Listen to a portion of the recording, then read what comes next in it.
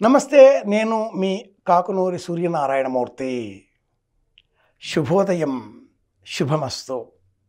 ఈ రెండు ప్రతినిత్యము చెప్పవలసినటువంటి శబ్దాలు. శ్రీరామ జయం తప్పనిసరిగా అనుకోవలసిన పరమ మంత్రం.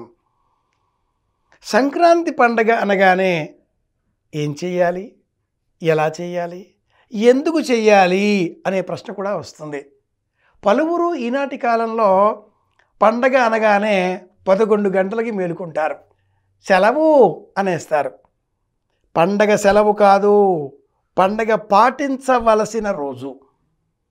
పండగ రోజు సూర్యోదయం కంటే పూర్వం స్నానం చేయాలి, తలంటుకోవాలి, కొత్త బట్టలు వేసుకోవాలి, సంప్రదాయానుసారంగా తిలకం, బొట్టు, కుంకుమ, భస్మం ధరించాలి, దేవతారాధన చేయాలి. దేవతారాధన చేసేటటువంటి సమయంలో వచ్చి రాని విధంగానైనా సరే 4 శ్లోకాలు చెప్పుకోవాలి. తప్పేమైనా చేస్తే అంగీకరించాలి. ఆ భగవంతుడికి మనం చేసినవన్నీ కూడా చెప్పుకుంటే ఇంకెవరికి చెప్పడు, ఆయన వింటాడు.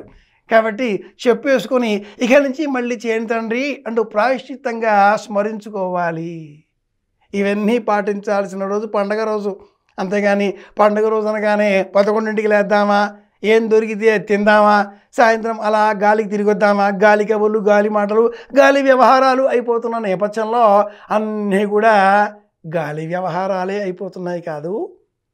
హరిదాసు కావచ్చు, భోగి మంటలు కావచ్చు, భోగి పళ్ళు కావచ్చు, గంగిరెద్దులు కావచ్చు, పగటి వేషగాళ్ళు కావచ్చు, ధరసింహాసనమైన పంపుగొడుగై తద్దేవతలు భృత్యులై పరమాంనాయముల గురువుగారులు కూడా అలాగే మారిపోయారు కాదు. బాధాకరమైన అంశం ఇది. అలా కాకుండా యథాశక్తి పిల్లలకు కనీసంగా వినడం కోసమన్నా మంచి విషయాలు చెప్పే ప్రయత్నం చేద్దాం.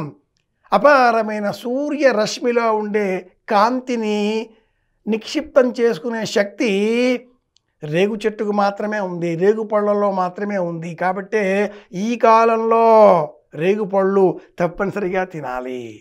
పూర్వం రేగు పళ్ళని చక్కగా కడిగి తుడిచి ఆరబెట్టి అలా చిదిమి వేసి, గింజలు ఏరివేసి, చేత్తో చిదిమిన ఆ పల్ప్ గుజ్జులోనే పోపు పెట్టి రేగుపళ్ళ పచ్చడి ప్రాచీనులు ఇష్టంగా తినేటటువంటి వారు. సజ్జ రొట్టెలు, జొన్న రొట్టెలు తప్పనిసరిగా కనుమ పండుగ నాడు స్వీకరించవలసిన పదార్థాలు అని చెప్పేటటువంటి వారు.